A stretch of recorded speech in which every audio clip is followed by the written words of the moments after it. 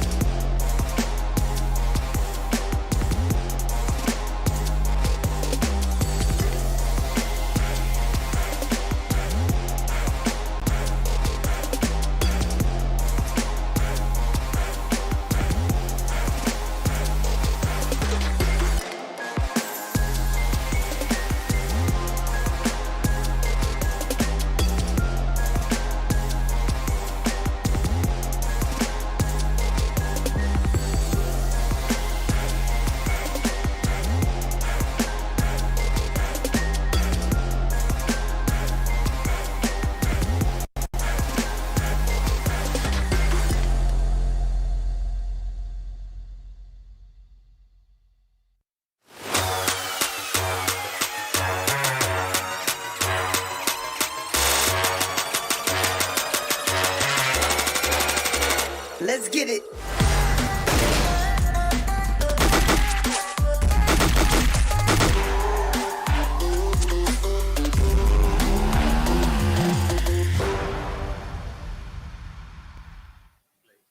Hi guys and welcome back to PUBG Mobile Pro Stream South Asia, and this whole event is brought to you by Northern Gaming. My name is Ankit and joining alongside me is Fixie. So how are you doing, my friend? Well, I'm doing amazing, and it's been a while that we've ventured into the South Asian Pro Scrims. Of course, it did start off yesterday, and here I am today to cast the game. So, you were actually casting along with Johnny, right? So, give me a brief summary of what is really happening over here. Here it is. So yesterday we just saw Bangladeshi team actually dominating when INES and one more team, Venom Legends, it was there who Okay. actually brought down the chickener for themselves. So yesterday we saw in the first game where a Nepali chickener did happen, but after that back to back. It was a domination by the team of Bangladesh, Bangladeshi region. But I'm looking forward for domination. If we talk about the team from Pakistan region, talk about the team of STALWARTxFLEX, be it be F4, be it be R3D. So I'm really hopeful will they be able to making a comeback. But before that, let's head towards the total season prize pool, and that is of a total prize pool of $2,000, but that is distributed in the four different places, because the first place that the team gets secures a total prize pool of $1,000, I guess, and yes, and second place that $500, and third place $300, and the fourth place $200. So just the fourth place that is the prize is actually distributed to. I mean, you would only want to stay on the first position, right? Just get your Exactly. hands on $1,000, and the remainder of the prize pool barely should matter. But anyways, I mean, it's more about what they're putting forward, their new strats. But to do that, you need to earn points, and likewise, we've seen this point structure for quite some time. The first position getting 15 points, 13 to 16 getting nada. So lately we have seen different point structures even coming up, and Yeah. it has happened over PEL. So Exactly. I really want that point structure to come over here in those official tournaments, but that's of course for a different version of the game completely. So either ways, talking about this particular point structure, teams need to understand that they have to go for kills, because it's of course scrim, so you would want to rely on your battle prowess for that. Yup, and with that, after point structure, let's straight away head towards the Group A slot list, where we see teams like P and Crew, Venom Legends, R3G, Train to Kill, Gods Reborn, Freestyle, 7Cs Esports, and Blood Legion. Talking about this team, Blood Legion, the very first game they secured a 12 kill.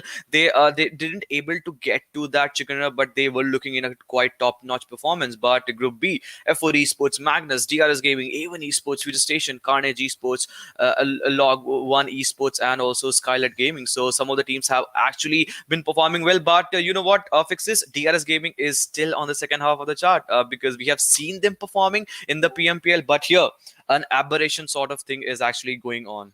See, I mean, then again, you talk about team like DRS. I do understand the fact that if it's a tournament which really matters to them, they do perform. But taking a look at the schedule that we have lined up for you guys, we've got 3 games of Miramar. The first one between groups A and B, and then B and C, C and A. So pretty much standard. We did Yeah, witness 3 maps of Erangel yesterday. But yeah, like you mentioned, Team DRS. This is one of the teams that if they sort of get serious about the gameplay, I think there's hardly anyone who can really yeah, challenge them on their micro rotations, the way they go around with it, and the way they focus on their nadings. So yeah, the utility usage, everything is bang on perfect with this team. Of course, being the PMPL champions, there has to be a reason for that. But then again, in exactly. scrims, teams sort of tend to take things a bit lightly, because not a lot of things are on the line apart from the prize pool Yeah. itself. But yeah, I mean, let's see which are the teams hungry enough to get the first spot today. Exactly. We have to look forward that when the game goes underway. But before that, let's head away to the overall ranking after game 15. Train to Wheel topping that chart with 116 total points in 10 matches, and F4 Esports not much behind them, just 5 points, and they are just looking neck to neck performance. But Blood Legion, they must be eyeing to get that century mark first, and maybe after the end of the day, they might secure that hashtag 1 position or 2 position. We have to wait for that. But some teams are on to the second half of the chart. Talk about 952, Deadeyes Guys, R3D, P and Crew. So a lot of team are actually on the second half of the chart that has actually performed decently in the past. I mean, yeah, they have performed decently in the past, and this is, it's been already 15 games that we have gone along with, and before the PMPL also, we had actually started off with that and continuing the legacy over here, and moving on with our South Asian Pro Scrims. We are witnessing all these teams coming in and putting their hearts out over there. So, of Yeah. course, like you mentioned, Bangladeshi teams are taking the plunge over here, and Carnage Esports is definitely one of the teams that I really am eyeing out for, because you talk about similar playstyle like DRS. This is also one of the teams that delivers. But let's see as to what they have to offer today, because Miramar is definitely one of those maps in which teams like Carnage really thrive. Exactly, we have seen their performance, them flourishing, especially in the map of Miramar, and the teams who have actually performed and showcased their talent on the map of Miramar. It's a delight for them because back to back, we just yesterday saw the three Erangels, and today it is a day when the barren desert is gonna be back in action because three games back to back. Obviously, the group A and B will play the first match, and then B and C. So group B will finish off their first two match of the day because a team eventually gets just two opportunities, so you don't have much time to actually set in. You just don't have much time to groove in your place. You just have to go right on the bat, and we have seen some teams doing that, performing very brilliantly right off the start. So some teams might be looking, and you were just mentioning about the performance of DRS. Eventually they were on the second place of the chart before this play of yesterday's play, but after that yesterday's two match, they have gone down to the third of the chart, which they must not be looking for. Anyway, they are casually playing. They must be trying to build a new narrative today. Maybe just we have to wait for that. And what do you think can be the plan for today? Because any team that's a champion team, because Yeah. conquering that PMPL season in your name, that's a big thing. That's a big achievement. Well, to be honest, for a team like DRS, what their goals will be, of course, is going all out. What they are going to be prioritizing on is a lot of kills. And yes, of course, the very fact that we are having the scrims here, scrims is quoted so that you can practice your strats. So that's not going to bother DRS much. That all right, we're in the third page of the table. What are we doing? We're not really a Exactly. good team. No, that's not the case. What they're really trying over here is different strats, ways to be really aggressive, ways to take off a lot of fights. Now initially, after 15 games, they're still trying to figure out, in those 4v4s, what is a good footing for us, where do we attack from, what are the mistakes that we have committed. There will be a point when they will start going aggressive, and battles will of course turn out in their favor. So Yeah. yeah, I came kind of completely, I'm in for the kind of approach where you're gonna try out different things in scrims, rather than just play it very try hard, try to Exactly. just play behind the covers, wait for the zone to form in. No, this is not a tournament, for God's sake. Of course it's Scream, you need to take it seriously, but then again, this is the place where you gotta try out new strats. So that's what you say. You need to take things seriously in the way you are trying to experiment, but you just need not to be bothered about the way if you actually fault or not. Because at the end of the day, you're just trying to experiment things because all of the strategies have already been revealed in your last tournament. So you just need to Yeah. come something out of the box, and it does happen. And we have seen some of the teams actually faltering. Also, this is the thing that these teams might not be very much concerned about. And let's see how these teams are going to be panning out because if they are down the line, they know how to bring themselves up and how to lift themselves up. And any team who has actually got that feather on the cap of that PMPL season, that's a delight to watch for them. I mean, so many PMPL teams are playing, and what really happened in the PMPL, I'm still trying to digest it down. The last game, it's still running in my mind. Exactly. So yeah, a lot of surprising things do happen in life for sure, though. But yes, eventually DRS did emerge out as a victor, and it was just not that one game that decided their fates, right? It was them being Exactly. consistent throughout, something which team like Zeus failed to do so. I mean, they're of course a better team in terms of a 4v4 fight, and we Yeah. do know for a fact that has happened in the past. Statistics do speak of that. We talk about Zeus and DRS going head to head, but it has to be coming down to the smarter ones of the bunch over there, who takes the Yeah. entire chicken, who takes the entire food over there, and that had to be DRS. They were cunning, they Exactly. were smart, whereas Zeus were more like on the face of it. They were not really shy from taking all those fights. They took a lot of unnecessary fights as well. So a few faltering down right from the first day, I guess. That sort of led Zeus to get that second spot. But come on, we are gone past of PMPL. New things are about to come. A lot of new surprises is waiting for everybody out there in all the different regions as well. So Yeah, I'm just getting excited, waiting for the match to Yeah. begin. Exactly, because yesterday we saw some brilliant strategy coming up from the team. Especially, we talk about the team of the Futurestation, the team that actually missed some of the weeks in the PMPL, were actually showcasing some of the talents and keeping things away. Because this is a new start, this is a new fresh start, and you need to build the narrative, you need to build the momentum, you need to build the rhythm there and there itself. Because as you just said, the big teams from all these regions, all these teams that have already played in the PMPL are up against each other. So.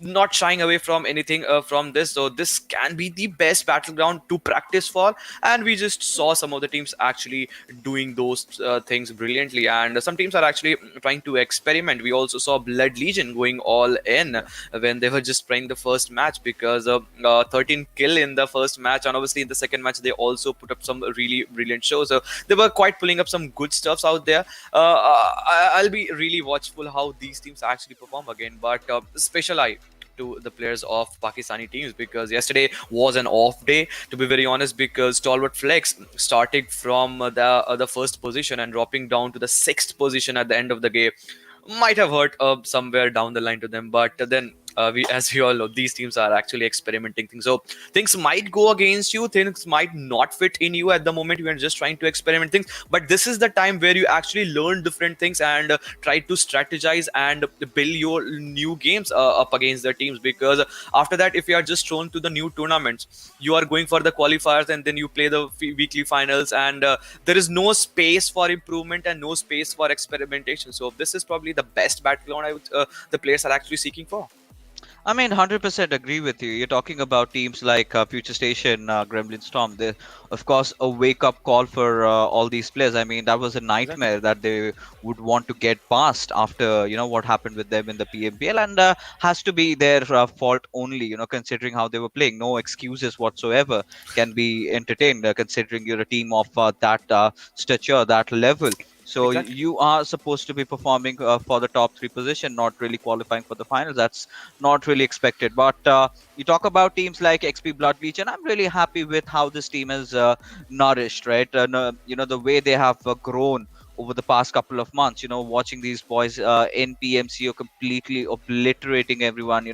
Hitting those 20 plus chicken dinners, not just once but thrice. That is how deadly this team is. Yeah. And in the PMPL, they sort of kind of took a back seat because it was one of the bigger leagues that they were firstly introduced into. So the nervousness factor was, of course, there. But now, Yeah. when they've played so many games against each other in the same Exactly. lobby, that fear has sort of diminished, and that is Yeah. exactly why Yeah. we also host all these scrims, because that's where Exactly. players. Tend to gel up against each other. And with that being said, you've got the flight path trajectory all the way going from the southern side towards La Cubreria. So, my friend Ankit, what do you really feel about this trajectory? So a lot of the cities on the western half of the map, for example, El Pozo, Chumasera, Picaro, Power Grid, and especially the biggest city, Los Leones, will be in action. But some of the cities like Torre Humada and Campo Meta, where we have seen teams like R3D dropping on again and again. So this might be a place where because it becomes actually unglidable. But I would be really looking if the circle takes a totally eastern shift, because then it becomes important how the teams from the Los Leones or from the area of Chumasera, Montenegro makes a rotation, and there the things actually becomes a bit jittery. Ah, yeah, of course. Now, considering how teams are taking their drops, we do see A1 Esports and T2K again beside each other. We've got Venom Legends as well, trying to head towards Puerto Yeah. Paraiso. And you talk about earlier contestations. I really want to see if anyone is actually going to contend or contest the Picardo area. I believe that's where a team like Carnage likes to go towards. But I think they might just be in the other groups. So, considering how the circle has really formed, I believe this is one of the games in which DRS can really Exactly. capitalize. But then again, you have teams like LoG1, who apparently are known as zone magnets. Yep, some of the teams have actually worked as and shown again and again their caliber, the way they take the zone. And again, Look at that cluster from the area of Hacienda del Petron to the area or to the north area of Los Leones. Close to 6, 7 teams are already there. So it becomes actually important and interesting if they make a rotation from their side. But we can see in that right bottom screen, maybe the players from PN Crew have already spotted the players from Pakistan region, and that is from Freestyles. All three players are out in the open. They can be any moment caught, and all of these fights, it seems, that are actually happening in the area on the western side of Montenegro. But Circle has already made a decent shift. But with that, PN Legend goes down. That means they are already on the receiving end. But a trade knock comes here from the sides of Killer Whitey, and with that UMP. So how many times fixes we have seen this meta coming again and again in the map of talk about the map of Erangel or the map of Miramar. The SMG, the use of SMG is increasing day by day. Yeah, of course, has to be. But UMP meta is yet to come in this version of PUBG Mobile, because in the other one, in the Chinese one, the UMP is pretty much buffed up. And Tyrant, in the meanwhile, is just trying to spot out Ayush. Took a few shots at him, but did not really connect. Now, you're talking about guns, where we do have Killer Whitey from the far off fray going after Tyrant and just taking him down before he even realizes that. But Black will, of course, Yeah. want to dish out some damage, but in turn, he's getting traded back. But Ayush, can he make it towards Legend in the right nick of time? Yes, he can, but Black knocks him down. Yeah, Black with that trade knock into action. Some mini tap shots already into the action. We expect these DMR actions, but at this early stage, nobody actually expected. But Tyrant and Vegeta already losing from the sides of Freestyle. And these are the two names that have already showcased their performance. But with the flank angle, will this revival go in the favor? But no, with that shot from Sandesh with M16s and yes, FS Freestyles again, a team from Pakistan region faltering out in the very first half of the game. Who expected this game to be very fast paced? Because just in the 4 minute and 15 second, it is not seeming like we are witnessing the game of Miramar. I mean, yeah, it has to do with the fact that these are scrims. We might sound like broken records, but that is the storyline over here. But talking about the fight that really broke out in front of us just previously, so what really went wrong was the positioning of the players of Freestyle. The way they had positioned themselves, they were way too much in the open. They just spotted one enemy without having enough information about where the other enemies are. They just Yeah, went into the fight, put yeah, themselves in a very exposed situation, of which the players of PN Crew really took advantage of. Of course, huge props to Black over there for trying to hold things off with his mini, but that did not really happen for long, because he tried to he just tried to end things out, and in that process was really caught off, and it was Sandesh securing. I think it was Killer, in fact, securing the final kill over there. We're considering and kind of resulting in elimination of Team Freestyle. Yep, the first team being eliminated. But let's talk about the team of A1 Esports. They too had a very decent outing in the PMPL, but eventually they faltered out on some of the instances. But for now, it seems that they are still playing with the same strategy, because we have seen them time and again dropping to the area of Los Leos. And remember, three team T2K, A1 Esports, and STALWARTxFLEX into the same area. So it actually became a trilateral love story between all these three teams, because at the very first end, T2K and A1 Esports, time and again, they were dropping to the city of Los Leones, and it actually became a very impressive fight when we talk about, and we just go in a bit past in the event of PMPL. Yeah, I mean, well, it is for a fact. But here we have Team F4 this time, of course, with Rahman, one of the players that we could not witness in South Asian PMPL. However, this time during the pro scripts, he's of course there, and Yeah. we during his absence of not playing in the South Asian PMPL, we did have Crypto sort of contesting his throne as to being one of the best players in the Exactly. Pakistan region, and he certainly did prove that with the statistics he built up for himself. I mean, I don't think any Pakistani player has been close to that. Maybe Yeah. Rahman might find his lost glory, but we do know what he's capable of, right?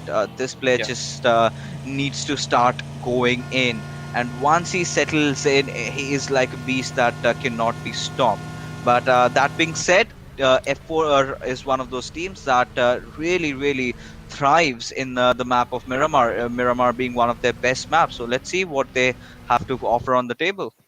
Exactly, we have seen some teams, especially like STALWARTxFLEX and F4. So these teams have had some good, decent outing in the map of Miramar, and it's still seems the way they are just trying to rotate. And maybe with the addition and replacement of the player like Rahman, they can obviously showcase the performance, and maybe they are just maybe they can look more dangerous because they look. But as you were talking about the player of F4 Esports, team F4, and that was Crypto. So he was actually had a very good outing in the tournament. But for now, it seems that the players from Carnage Esports, with a different team vibes, they are playing. But Jiggle will be given the revival. But a trade knock has already been come on from both the sides, and Skylight Gaming and Carnage Esports. They are well aware how both these teams actually strategize. Oh yeah, this was one of the trending news. Carnage being acquired by Team Vibe. So yes, the players are playing under a banner right now, and hard work leads you to better places. And yes, that led them to being taken over by an org. So I think good for the players.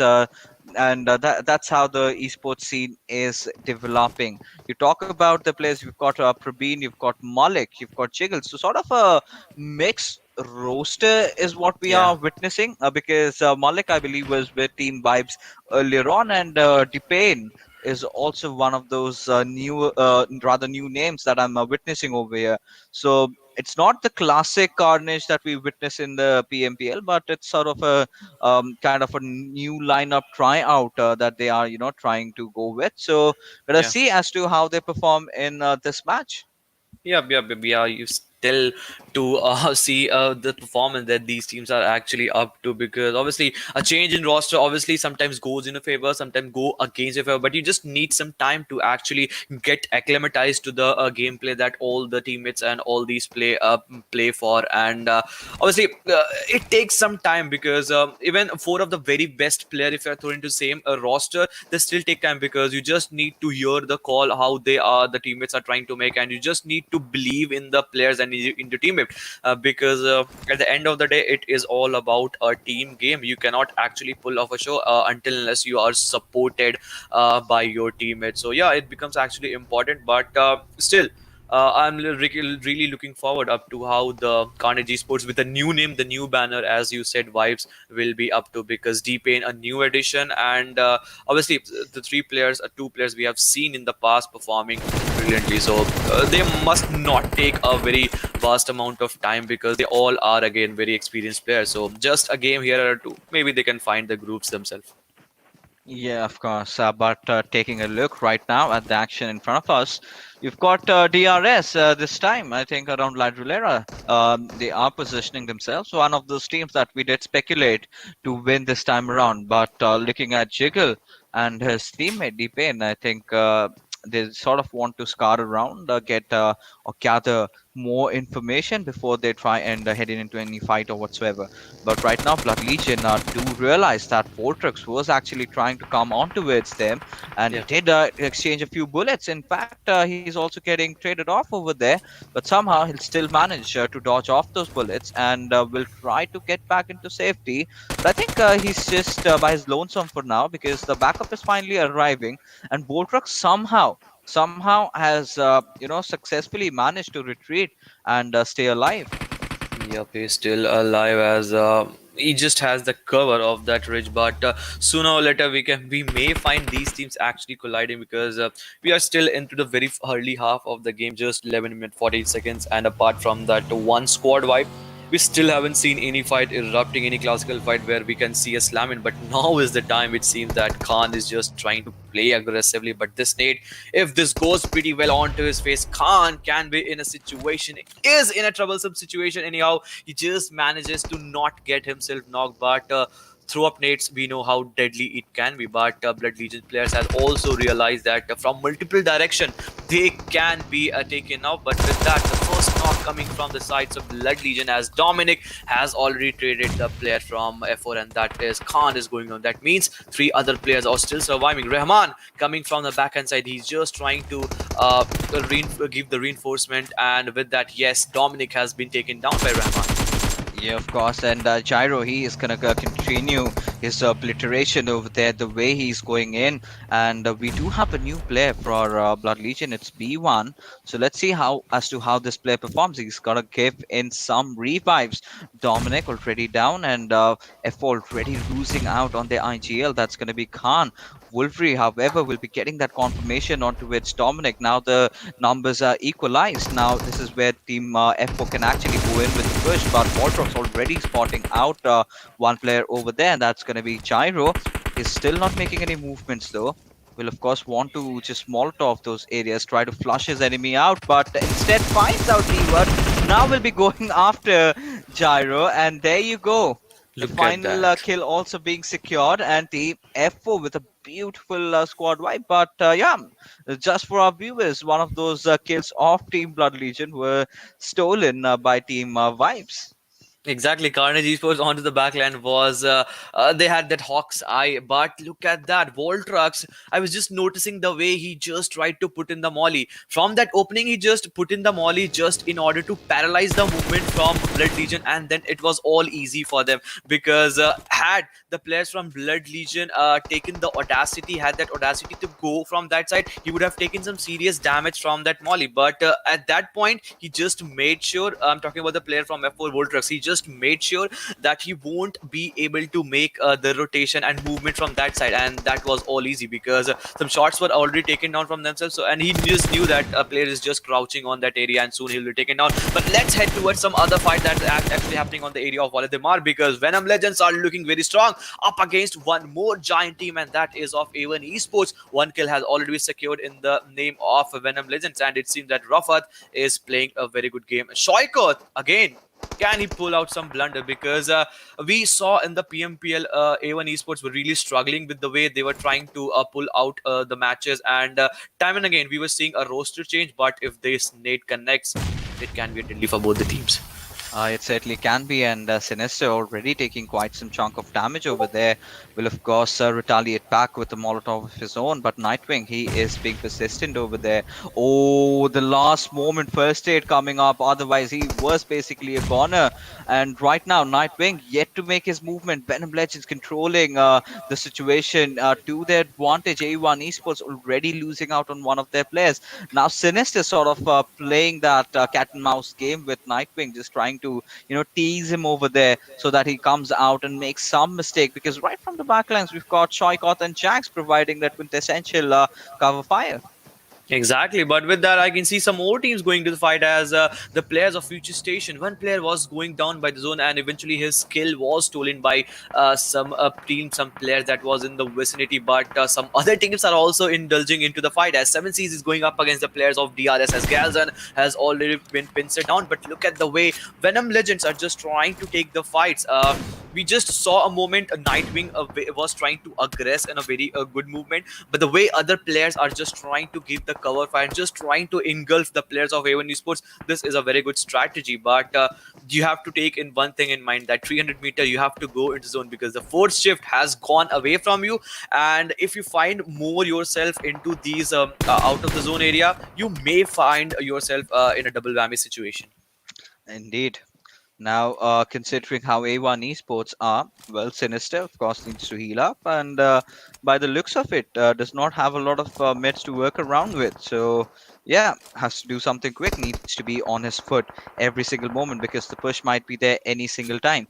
So, considering we've got two different squads right beside each other, we could also anticipate a fight happening over there. But A1 Esports is deciding to just march their way inside the zone, considering there is already a team gatekeeping that. It's going to be a very, very daunting task for them. Yeah. Yeah, it will be, and some more teams also have to go into zone. But DRS, they are not looking good because one by one player also be taken over. But even Esports Jax has already been finished. That means the way they were trying to make a rotation, they just found themselves in a very wrong foot because they were already the players of T2K, and just because of that, Sinister has also been punished. But T2K Jane from another side, God X is just not stopping because they are just trying to maximize this situation as much as they can, and these all fights are actually happening on the northwestern part and western half of the circle, and these all fights are just happening because some of the teams from the western half are trying to make an entry, and their entry is already been rejected and retaliated by the team that is actually holding the stronghold of that situation. But with that, look at that mini tap shots. This can be a blessing for all of us to see. Yeah, this indeed can be. But right now, talking about teams like LoG1 over here, this is one of the teams that I'm really acquainted to see them at the center of the circle. Watching them play from the edges, this is a rather newer type of approach by this team, going against a team like God's Reborn. They have to be careful. And equally contested both these teams are, but there you go. AJ, just look at him, his vehicle exploding, and the miseries of DRS continues. Exactly, and it seemed that the team has faced annihilation because the 13th team in this lobby to make an entry to the lobby, and with that they have been exited. But Logi, as you were talking about, they are holding the edge, and can they play the edge? This can be a strategy from their side, but look at that. I can say on the eastern half, the congestion is lesser as compared to the western half because teams like 7C's Esports, Skylight Gaming are still onto that edge that are playing onto the western half of the circle. But look at that Carnage Esports sitting close to the dead smack center. Can this be a game? But Futurestation also struggling to make an entry. But 7C's, they are just not stopping as they are just trying to eliminate Futurestation that is just trying to come from the northwestern side. Quite a lot of players are still alive, considering how taking a look at the circle. And it's a fourth circle just about to end. Got to see as to where the new zone forms. And Sketch, well, he did try to take a few nades, but in either ways, Team Gods Reborn did manage to get a knock over there of on towards the players of Team Log1.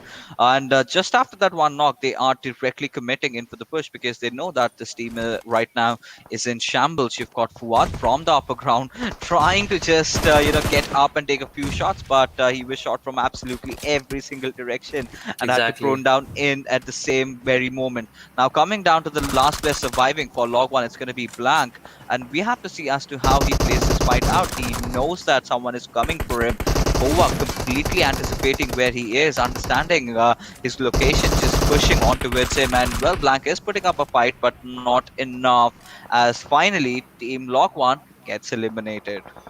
Yeah, Team Log gets in the 10th spot, and Gorex must thank to the players of Carnage Esports because at one point Logi were facing the brunt from both these teams because from the front end, God X were just trying to make a push, and the moment the players from Logi was just trying to scout the area or maybe just trying to find that off angle from the backhand side, we can see Carnage Esports was just trying to decimate all these teams, but we just saw 7C's Esports bursting down the vehicle. Fear going down by his vehicle, taking that fall damage, and Skylight Gaming Heaven X finishes things off as 7C's also has been eliminated with that memo has already faced an elimination. But look at that circle still holding with the teams of Carnage Esports, and from northern side we can see teams like F4, teams like PN Crew trying to rotate, but for how long the players of GodX will hold this shack? That's up to speculations, God's Reborn considering the fact that they do have the circle, but we do have a fight emerging out between Team Vibes and Team F4 going in as we've got all the players pushing on towards the players of Team Vibes, but eventually they decided to back off. It was not a situation in which they have equal numbers. It's three stacked up against four. So Team F4 needs to get that early opening if they decide to actually take on this compound. Yeah. Otherwise, they need to get into cover because they're way too much in the open, and Wolverine is trying to cook that grenade. Is that gonna make it through that window, though? That's a big question because if it does, then yes, Team F4 do have a good chance, but if it does not, then basically nothing. Yeah, but on the other side, PNG is also looking strong because they are also not allowing the players from Venom Legends to surpass that area, and we can see PNG all with the three players strong, just trying to make an entry. But also on this area of compound Carnage Esports, they are also being challenged by the player of F4. But I'll be really interested to see with that sixth shift, where would the circle go? Will it go into the center? We can see already some teams. I guess it is the team of Godek that is already into the circle, but Skylight Gaming, they just didn't realize that one team is also onto their back end, and we have seen that a vehicle also makes a lot of noise, and just because of that it just got the attention to the players of Godex, and they were spot on with that spray. And with that, now is the time when Venom Legends is just retaliating as Killer Whitey has gone down. Well, right now, Team F4 have their eyes set on towards the players of Skylight Gaming, but at the same time, it can be the trifecta of death that we're talking about. Team Vibes against Skylight Gaming against Team F4. This is a fight that all the fans would love to see just unfold in front of us. While elsewhere, we do have different fights happening, but Team Vibes taking quite some damage against the players of PN Crew, who are knocked out. A few of them, they need that revive, but getting back into the fight in action. We've got Joker going after Wolverine, knocking him out. And we've got to see as to what follows up, because Rahman leading the charge. He's just prone in for right now, for this moment. Yeah, we are just thrown in because he just not doesn't want the shots to be taken onto himself. But the bigger question is for T2K, for one Carnage Esports, that they were in the zone, but that circle shift they have to make an entry. But will the players of F4 allow them to make an entry? This is a question that will be answered for sure. But from same side, players like Killer Whitey were trying to aggress. Ayush has also been eliminated. Killer Whitey also eliminated, and with that, we may see an elimination going down in the name of PN Crew, but he was just very much in the open. Praveen, you just cannot find yourself so much in the open and take the shots, and just because of that, Venom Legend has punished them very badly. But Voltrox still holding that at that angle. Does Malik have any idea that one player from F4 Voltrox is still surviving? If that nade goes spot on that area, this can be a game end for the players of Carnage Esports. They certainly can. But right now, Team Vibes, well, they are trying to get inside the zone, but again, fighting against it. Ooh, So it's going to be look really at that. tricky for Praveen if he's going to survive. But right beside him, he's got Voltrox, and the exchange comes in, and Voltrox will make no mistake in taking him down. And D-Pain is also going to follow up, and it's going to be F4 with the smiles on the faces towards the very end. But no, hold on. Joker having spotted out Voltrox, just peppering down a few bullets, and Scarlet Gaming do, of course, want their sweet revenge, but Voltrox manages to somehow get into safety. Yup. On the one hand side, some teams are actually taking the fight, and that it seems that T2K still 3 or 4 men strong, and they are holding the circle. Then this can be a game for them. But the way the players of Venom Legends are just trying to aggress, that they are not allowing the players from T2K to flourish. As Jane, the player that actually made it way for T2K in the last day, in the last game of Erangel, and in the yesterday's game, has also been taken down. So his revival becomes actually important because he was the sole player that was actually carrying the whole team's burden in the last game. And we have seen these teams again flourishing again and again in the map of Erangel, and also this time T2K into the very last circle. Still, 5 teams are alive, but just 8 players. Yep, I mean, this is a kind of a competition that you would expect to happen. And T2K, of course, taking the scrims really seriously, being in the top three, I believe. And they are looking to not go back at all. And again, a very consistent performance. But what I really like from this game is how God's Reborn have really stepped up. And we've got Koa as the final survivor. What does he do over here, considering he's just shrouded himself in that smoke of over there? And Yeah. right now, we've got to see as to how T2K actually respond to this. Yep, we have to still wait, but just T2K just trying to flesh out the area, impair the vision, because Rated, he still has that idea because he can still see the smoke, and just because of that he knows that one player is still into that area. He's just waiting not to let that player backstab the players of T2K, and just because of that a spray was already there into the action, but he just failed to connect some of the shot. But with that, Voltrox has been eliminated by the players of Venom Legends, and 2 teams within a fraction of a second has been eliminated. T2K obviously looking very much strong, and it seems that Night Breeding can also be taken down. And this game is just down to two teams, and that is Skylight Gaming and T2K, both the Nepali region dominating in this very first game of Miramar. All right, so two Nepali teams making it to the final two over here. We've got Skylight against T2K, and T2K, of course, having that advantage heading towards their chicken. But Jane right now has taken quite some hefty amount of damage. It's just that one number advantage that T2K do have against Skylight Gaming, but it's gonna come down to nothing, considering the kind of experience these lads have. Heaven and Joker being one of the best players from this entire region. Let's see how they go up against T2K, who are not shabby Exactly. either. They kind of on the same levels. So let's see how this fight really pans out. Yep, 3 versus 2 fight going into the numbers into the favors of T2K. Can the players from Skylight Gaming like Joker and Heaven X pull this off? It will be a blinder. But the way Jane is just trying to create a flank angle, this can be a deadly move because we have seen time and again Jane just tried to rescue his team and just try to lift up his team. But I can see a drop out there in that middle. Has Frankie taken a gun? Maybe if there is an M249, this can be delight. And having that mini generator into your hand into the last circle, that eventually adds a whole lot of confidence into you. Indeed, it does. But right now, Scarlet Gaming, well, they're trying to get in close. They're going up close and personal. They are the ones who are rather aggressing.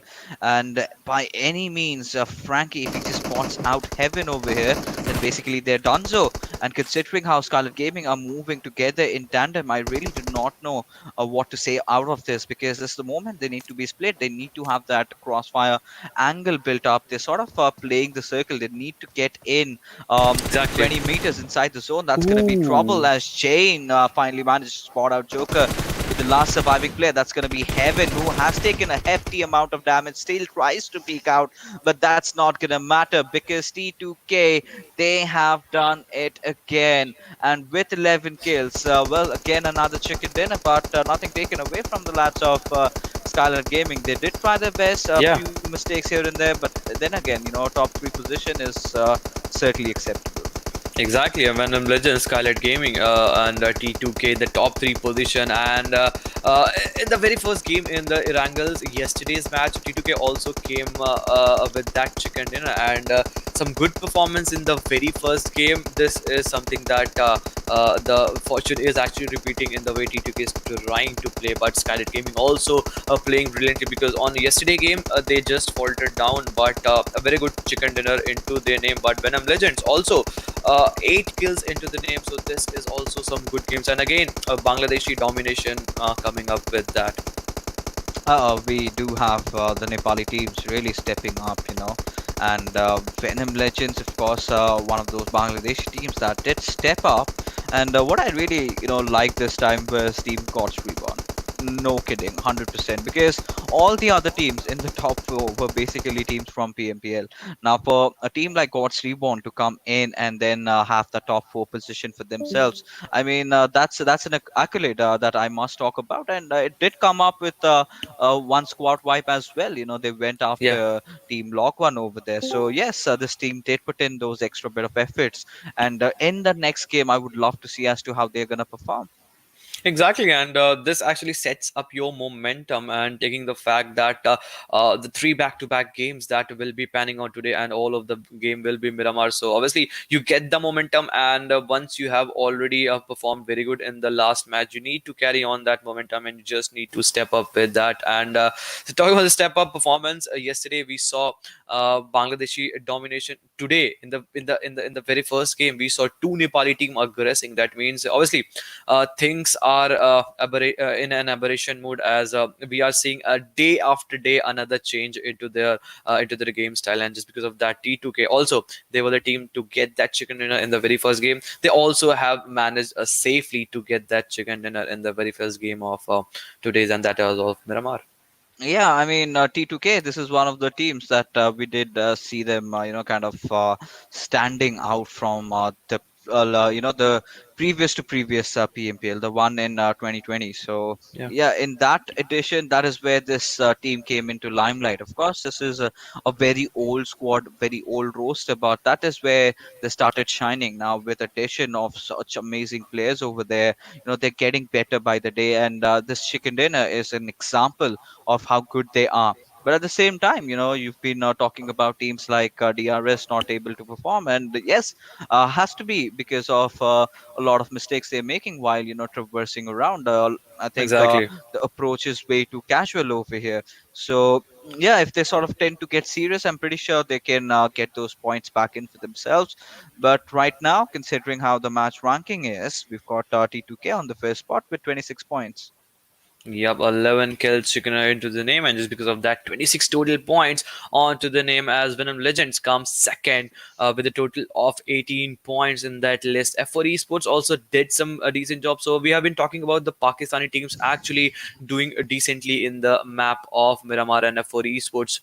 Just trying to make that happen, and 14 points also to Skylight Gaming. Carnage Esports also coming up in the frame with total of 11 points, and you're talking about God Reborns. They are in the group A. So the next game might be they will be missing, because after that B and C will be playing. So 7C is Esports with that 7 total points, and also the second half of the chart, some teams were actually missing the mark, and apart from Magnus Esports, all of the team have got that at least 1 point in the name. Yep, I mean, Magnus Esports will not really be happy with themselves after this one, but still one more game for this particular squad to really step up. But at the same time, this is where I want to see teams like A1, Futurestation, Freestyle, Blood Legion, DRS really step up. Even the likes of R3G. I think the last time I was casting the South Asia Pro Scrims, R3G was one of the teams, and it was Miramar. They were absolutely dominating. So yeah, you would expect a lot from such teams over here, but yeah, for that they really have to come in and deliver. But with that being said, it's just still the first game that we Yeah. did go with, and in the next one we will of course have teams coming in from group number C. But taking a look at the overall rankings, of course, has to be T2K. They were on the top, and they're sort of continuing that run.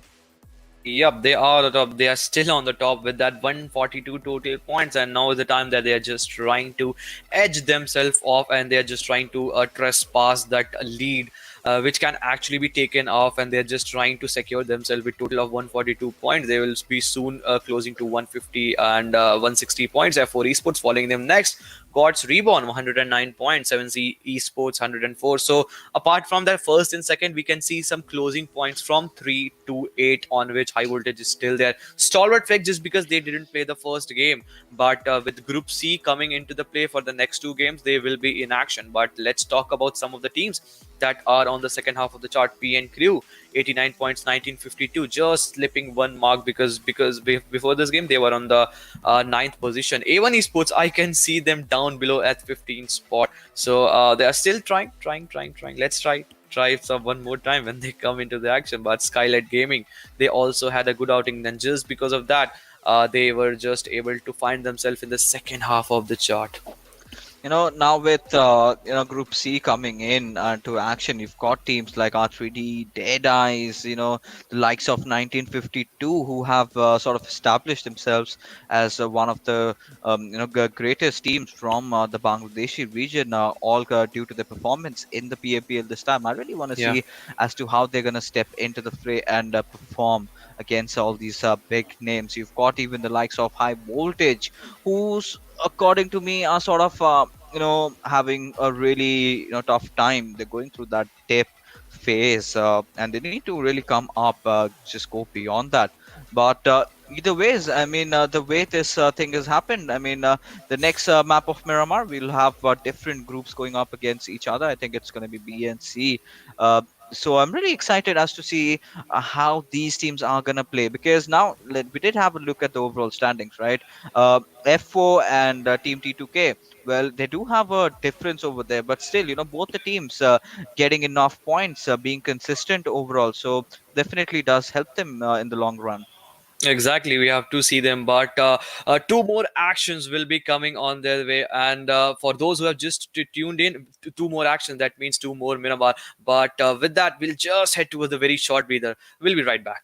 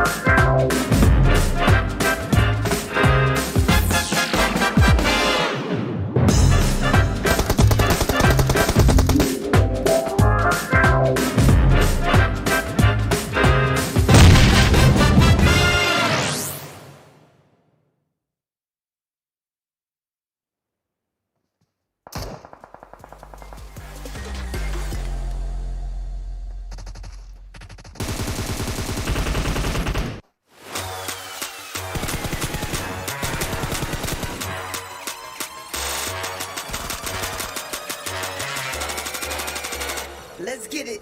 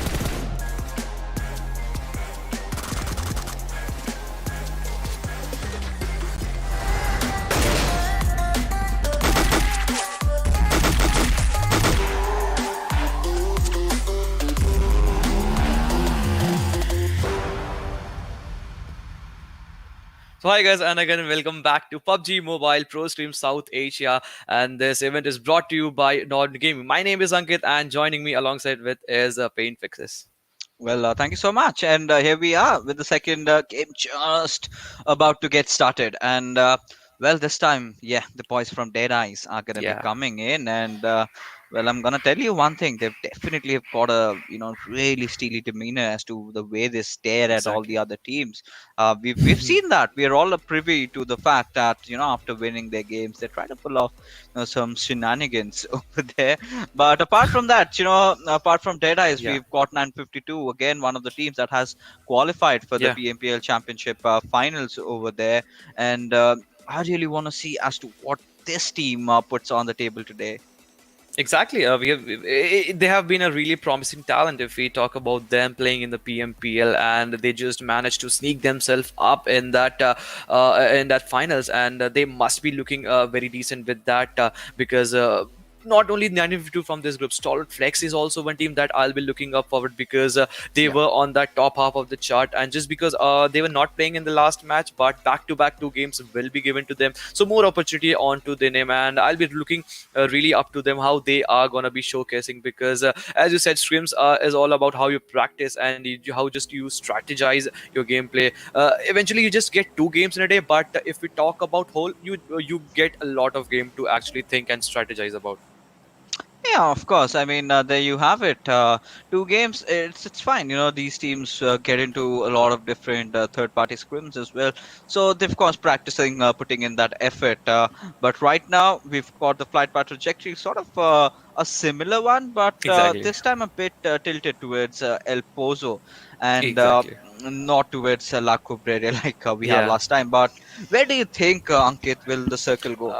So last time I predicted the circle to go to the east half of the circle. It went to the west. This time I again go to the east half of the circle because just because on the western side, close to western side, it is being dominated. So areas like Torreo, Mother, Campo, Militar, Cruz de Valle, if circle takes a shift, taking a center into that, I'll be more interested to see because then we get to see more bloodshed because teams go right off the bat in the fight. But lastly on this will also be again in the area of contestation. As Stalwart Flex is back into the action, that means A1 Esports will be giving them a tough fight in that area. They will, of course. I mean, but then again, Stalwart Flex is one of the teams that tends to go a bit south. But this Yeah. time, sort of sticking over towards, Oh. A1 Esports again, a fight that we are sort of privy to since the last PMPL, watching these two teams go up against each other. But take a look at the circle. I was sort of anticipating that central shift to happen, considering how the circle went. And this is something that we do get to see in Miramar a lot. But that being said, Futurestation, Gremlin, Storm already in an engagement against a certain team. That's against Team LoG1. And well, what do we see? Bad Trip already biting the dust.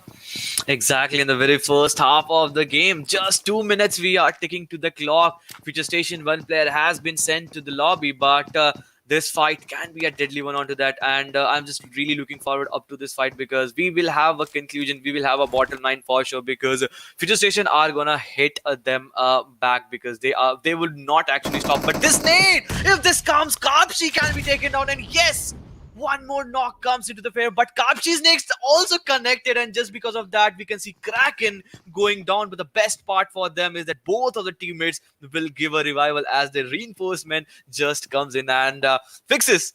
How are you feeling right now after seeing that back-to-back traded off nades? Quite interesting to be honest, considering this is a completely different version of log 1 is what we're witnessing right now. We have seen this team in the past really go in for the positioning. This is a team that tends to avoid those early fights. Now when push comes to shove, they are not shying away from this fight, and going against a team like Future Station, Gremlin, Storm that haven't have been having the best of their days. I think it's a fight that they can really afford to take. And well, of course, with Badrev out of the scenario over here, I think this is a fight in which Logwin can actually try aggressing towards. Yep, they can because they already know that Future Station are already down with one man. So a number disadvantage is a thing that can go against the player of Future Station. But talk about the player of Badger. We have seen that player performing again and again when Future Station as a team whole performed well. So this is a player that Future Station has been relying on. Yeah, I mean, of course, he's one of those OGs of the region. The one player, or in fact one of the player of that crucial team, INES, the golden days. If you talk about the very first edition of PMPL, that's where we kind of came to know about them, and that's from where we've been nothing but big fans as to how they've been playing. But then again, a lot of things have happened, and their gameplay sort of took the other way around the curve, and it sort of went going down.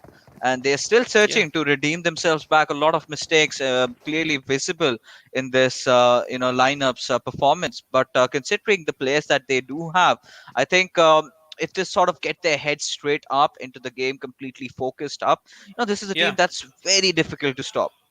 Yeah, but it is very difficult to stop once you get into the action and once you go for that rhythm. And very well explained by you how Futurestation has been once the OGs and the players being OG, and now they are just starving for that some good mark they are just trying to make. But with that, as we just were discussing, this fight is still on because Machine is still not shying away because the two teammates from the Future Station have crossed the roadside and they have already went to the compound, but Machine is just trying to create that flank angle. But for how long all these fights will continue? From their perspective, from their POV, they are already into zone, so they can they have that privilege, they have that cushion to stall the fight and maybe create some other flank action and get some more knocks and openings. Yeah, of course. I mean, Future Station, Gremlin Storm, really wanting to take this fight. That's good for this team. What they really need right now is actually to find themselves in a few skirmishes against different squads over there. Of course, they are a man down, but they didn't. Batrev still tried. He did manage to get a knock. It was again Yeah. the numbers disadvantage that he had. But elsewhere, we've Yep. got the lads from 1952, and I believe Seavine is a latest addition to their roster coming in from Eccentric Infinity. So, quite interesting. And I'm starting to wonder now as to if this player is actually going to be playing with the squad in the championship finals, because we have, of course, seen Eccentric Infinity in the PMCO could not make it to the PMPL, but Seavine, he was definitely one of those players to watch out in this tournament. And having Seawine in their roster, I think that's a really positive thing for 952 at this moment. Yeah, they are looking forward to take all these fights, and just because of that, we have already seen some of the teams are changing and going for the different rosters, and 952 also going with the same mark. And let's see if they will be able to take the fight against the players of Tough, because 1952 they have looked very much promising. But let's talk about this team. DRS, the real soldiers, they are the crown champion, and for now the last game also didn't go into their favor. This is a game that they must be looking up to decimate and to pulverize the opponent, because already they are sitting on the third of the chart. If they guns all go blazing, I won't be even surprised fixes. Yeah, I mean, 100% agree with you, because the way this team has been playing, we do know how good they are, right? But then again, you've got DRS in front of us. Then, this is all right, all right. They getting into some early collisions. By the looks of it, they sort of want to trade a few items here Yeah. and there. Hey, you gotta give me that ammo. Hey, you gotta trade me that first aid. So all that stuff happening right now, right out in the open. Definitely, I would kind of advise against doing that. But again, it's a scrim. DRS do know the fact they're playing pretty chill, nothing much to worry about. But sea wine, that's a completely different story over here. Having spotted the players of R3D, I believe, and any single moment he's just about to take the shots.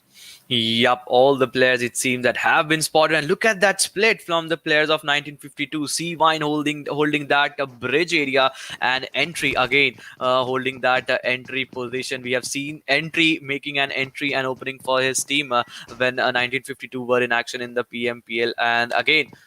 This team is playing with the same strategy, and he's the player that actually goes for that early fight and opening. And with that, it seemed that Tough has realized that they need to go into zone, but do they know that one team is already on to the back hand side, and that is of 1952?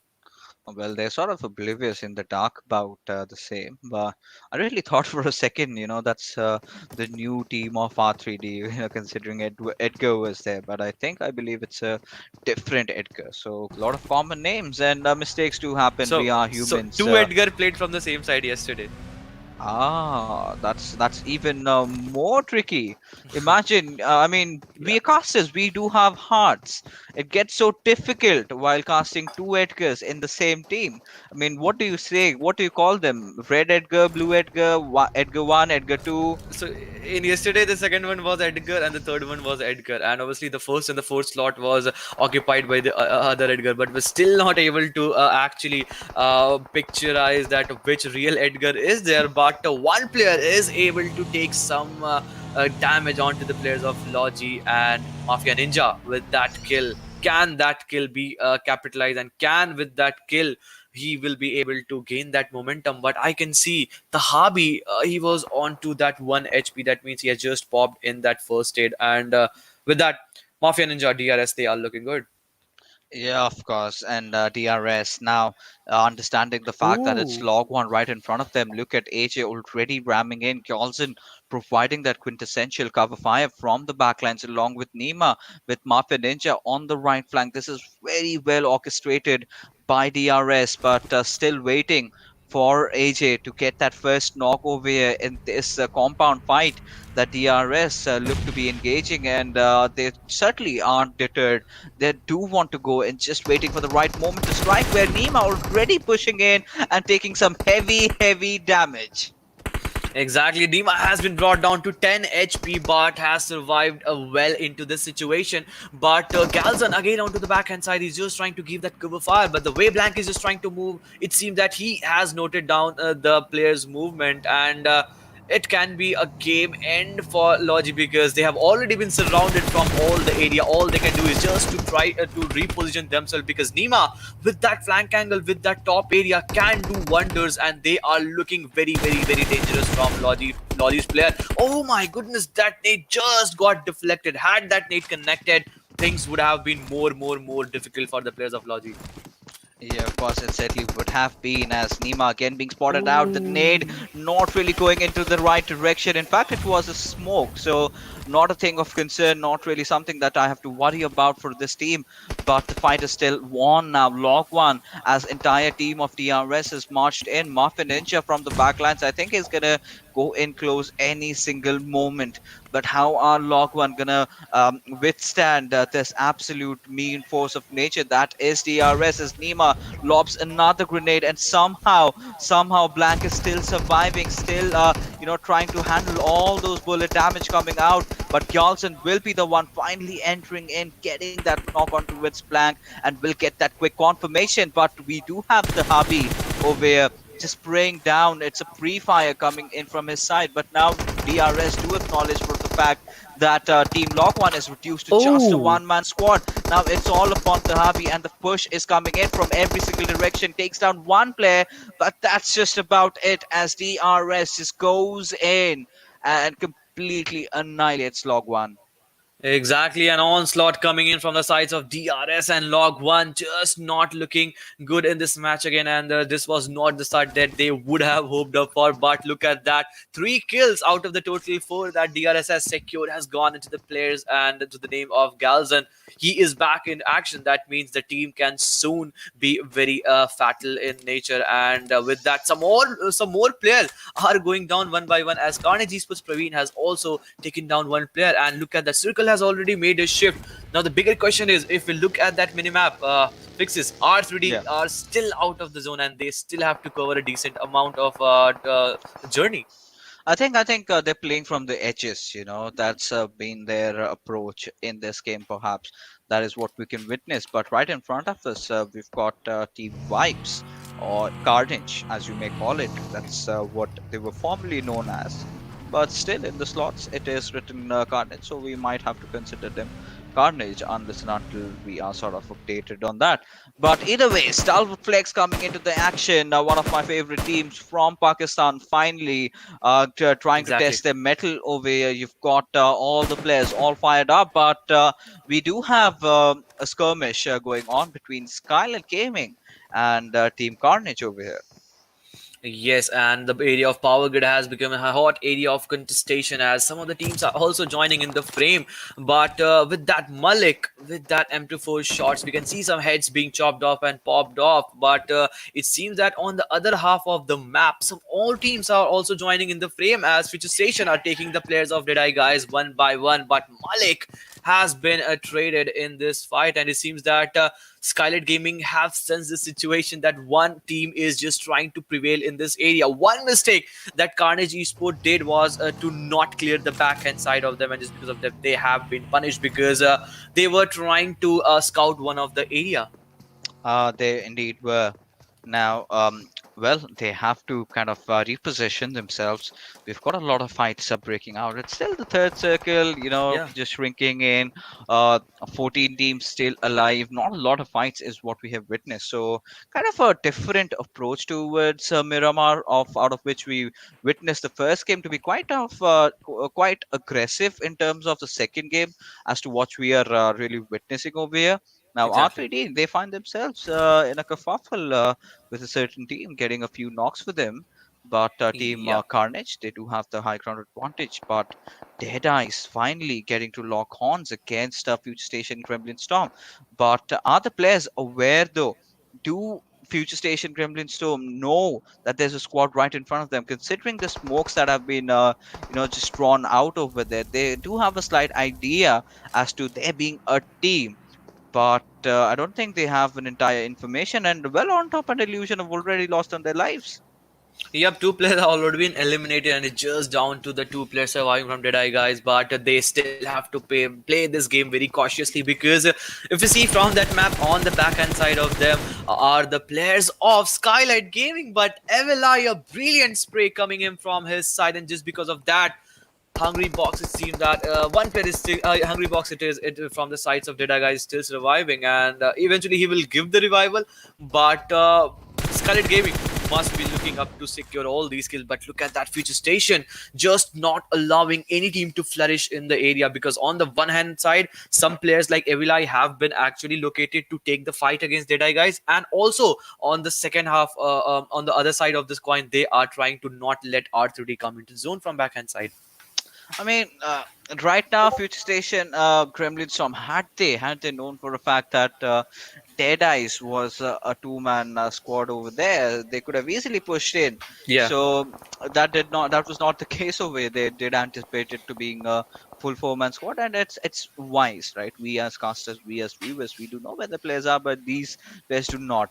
But elsewhere, I'm witnessing Prabeen just blowing up the entirety of STALWARTxFLEX from a vehicle explosion over there. Certainly not the kind of a start STALWARTxFLEX would have wanted for themselves. And well, Johnny being taken down. So I mean, not the kind of a start that they would have wanted. Definitely. Yep, calamity has actually struck to the players of Stalwart Flex, and I just saw the total number of team 14 being changed to 13. And my gut feel is that maybe Stalwart Flex is the team that has faced an elimination. We have to still wait for that, but one more fight is still erupting. If you see on the southern half of the circle, and high voltage is up against the players of Tough, and they are just not allowing them to make an entry. A nade was thrown eventually onto the place of Aussie, and he barely survived. But for how long will he survive? Because one more follow-up Molly, he just popped in the first aid at the right time. But no, Aussie from that inferno, he just tried to make an entry. Just because of that, he has been knocked down. All right, so high voltage again, one of those teams playing from the edges this time. Not really being the kings of the hill. They certainly want to be on top, but that is not the case over here because there's another team that has already taken that spot. In this case, it's going to be Team TUF and, of course, Team Vibes also. But Skylight Gaming, Shari does spot out Khan in the process, but look at Thor taking a few shots on towards the players of INES. but they somehow get out of that area safely. Now they have to get inside the circle or to a better position. Whatever it is, they have to do it quick. But high voltage, Exactly. well, their vehicles are pretty much exploding. Yep, they have to actually secure all these vehicles because this will eventually help them for that potential cover that the players make, and also they have to make a rotation. But with that, fixes, look at that. The circle is about to make a fifth shift, but still 44 players are still alive. Yeah. I mean, 44 players still alive, and clearly shows how competitive this map has been so far. A1 Esports finally getting themselves a piece of the action over here as they go after Scarlet Gaming. Heaven has been taken down of the equation, but TUF's Thor has, of course, spotted out Newt, but discipline lacking in the way he took those shots could have easily taken him down. But Yeah. yeah, it's again SKS. You need to make sure you've got all the attachments to that weapon because it really heavily relies on the that cheek pad, on that light grip, on that compensator to really go in and start giving you that kind of stability that you would want with that DMR.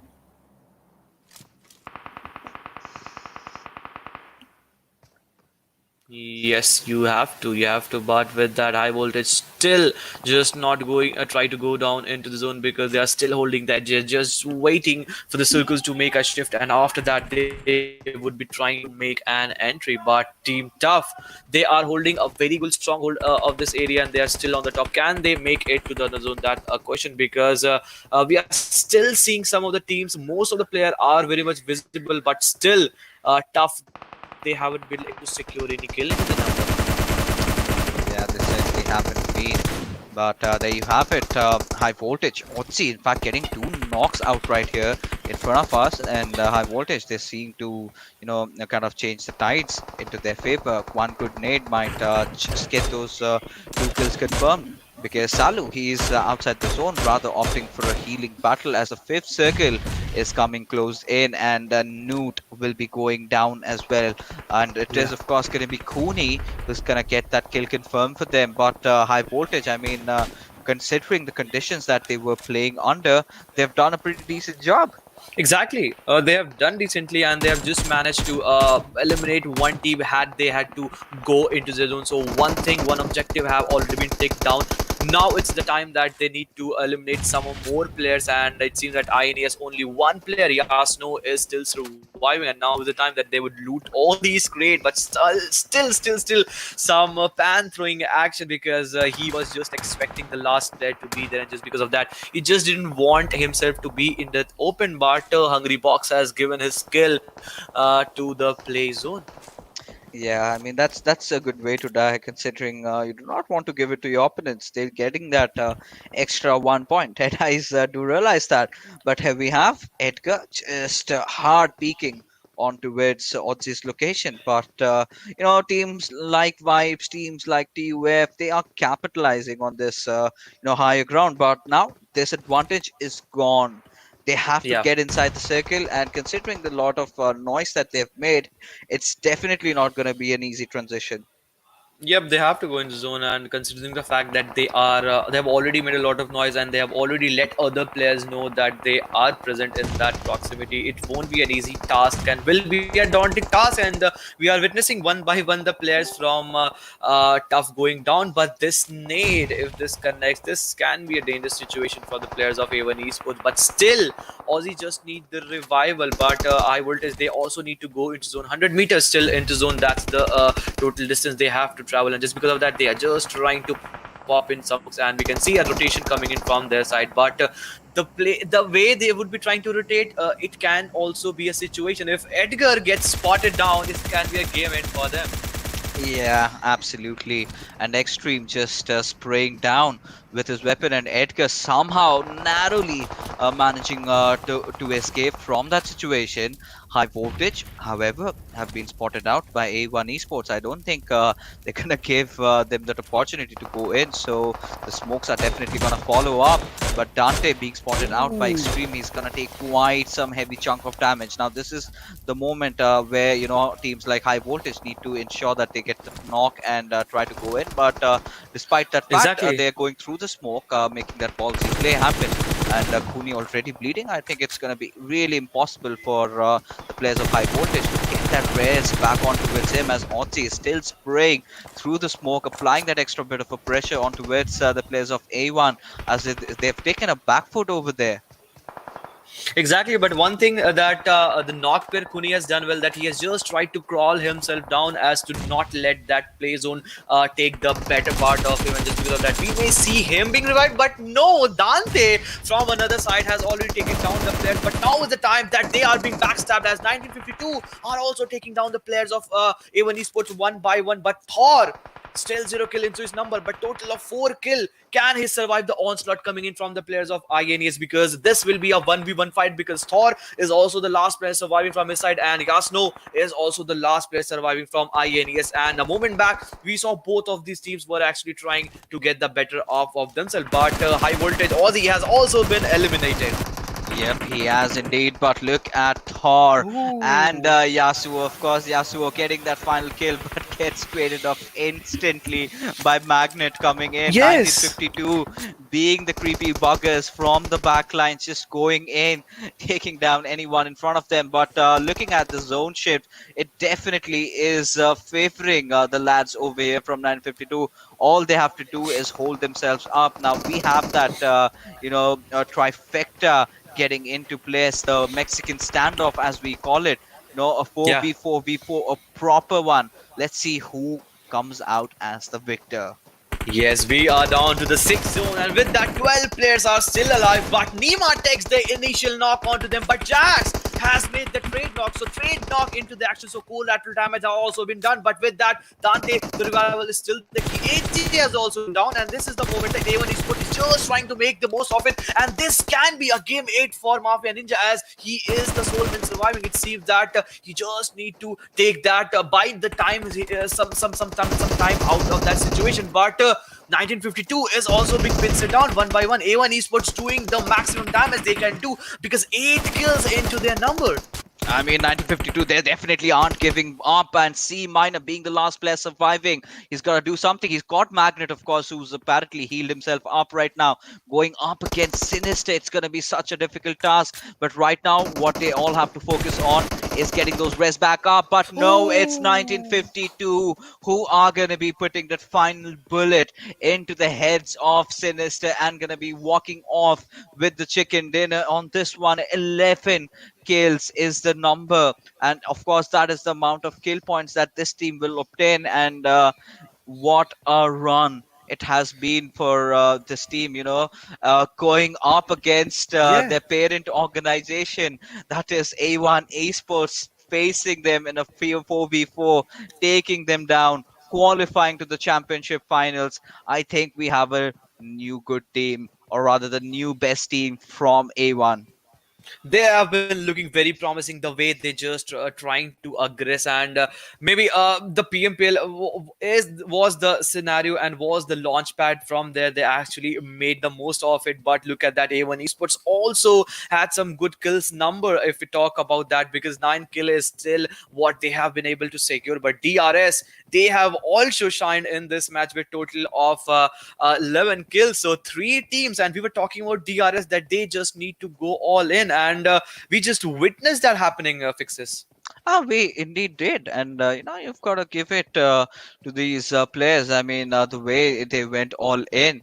I think I was most impressed with how A1 Esports and 952 really played in this one, considering how things were stacked up against them. I mean, 1952, that has to be one of the most clever plays coming out from them. They were not too flashy. They played completely in a textbook style.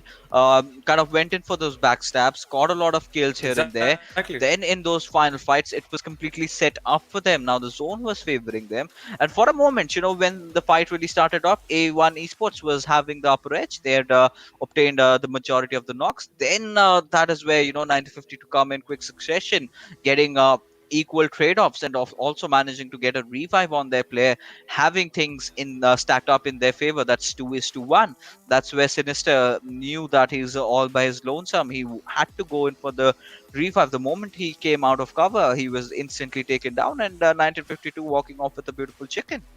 Yep, it was a very well crafted chicken dinner and a very well orchestrated chicken dinner from their side. And with that, we'll be heading towards a match ranking as 1952. The chicken dinner team that actually got, but DRS also, we were expecting them to come up, and some more teams actually acting strongly if we talk about A1 Esports. But look at that drop from 26, 21, and 21 to 210 total points. That significant drop if we see on that match ranking from this match.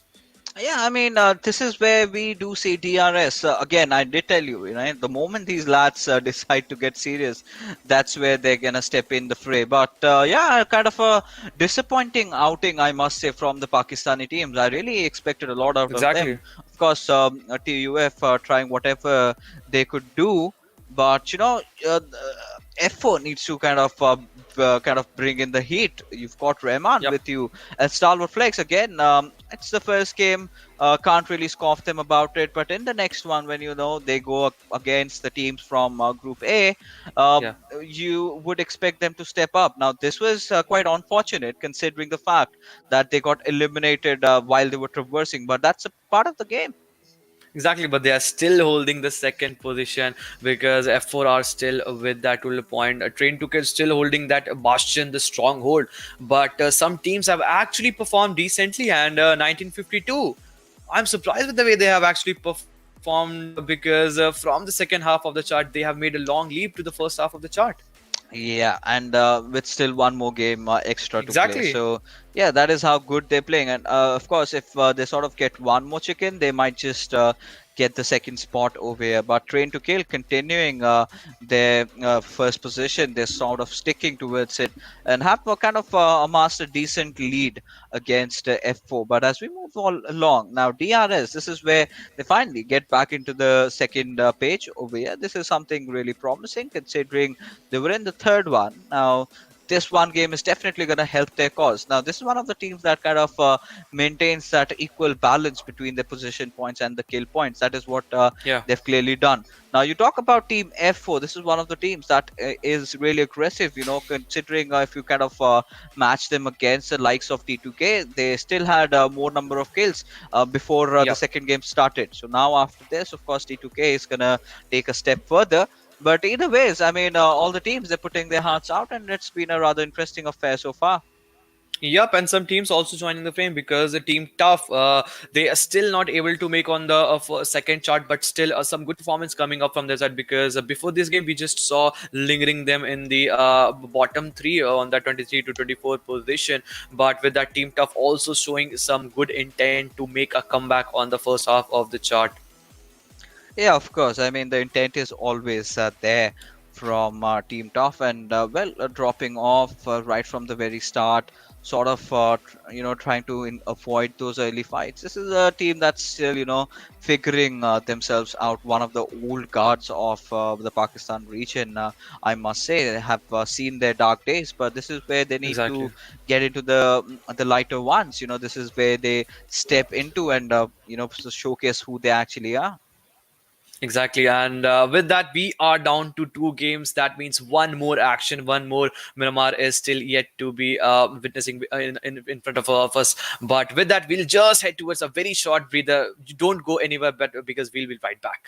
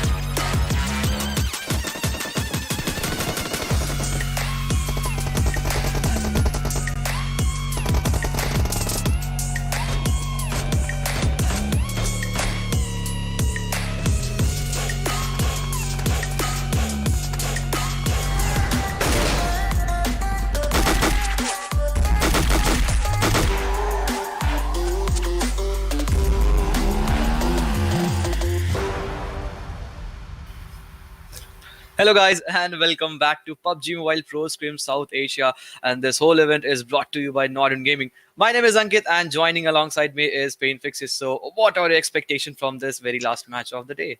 All right. So Group A and Group C going up against each other. The same map that we have is Miramar. Now, we did, see the Bangladeshis dominate this one.